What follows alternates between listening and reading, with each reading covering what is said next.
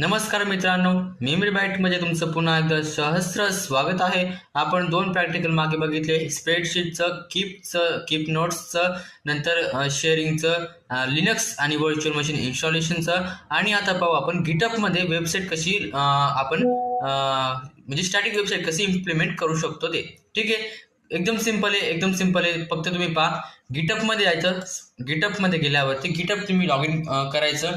Log in गेल्यावरती इथं new वरती क्लिक करायचं.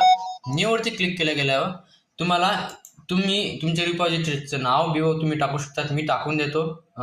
बघा, मी शॉप नाव टाकलंय आणि डिस्क्रिप्शन मध्ये पण शॉप नाव टाकून दिले. मी हे फक्त टेस्टिंगसाठी बनवतोय. याला मी नंतर डिलीट करून देईल.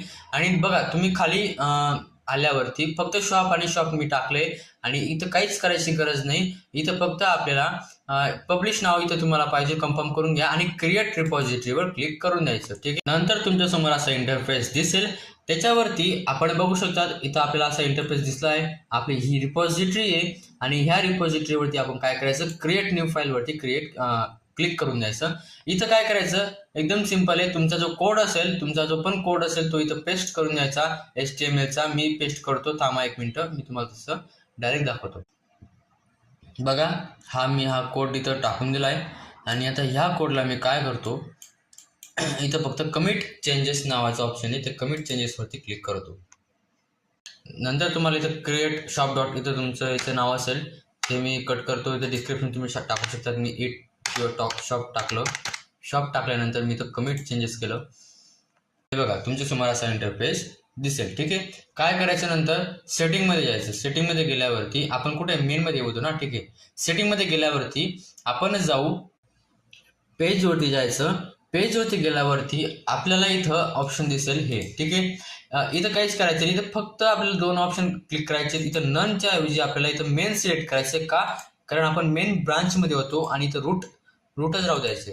आणि तो फक्त सेव्हच्या ऑप्शनवरती क्लिक करून द्यायचं. बघा, तुम्ही तो लोडिंग बघू शकतात. लोडिंग झाल्यावरती तुम्हाला इथं ना तुमच्या वेबसाईटची लिंक दिसेल. थोड्या वेळात ती थोडा वेट करायचा. नंतर बघायचा, आपण थोडं रिलोड करू आणि बघू.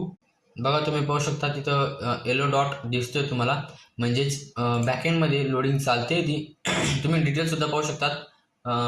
पण मी काही जात नाही कारण ती थोड्या वेळात होऊन जाईल.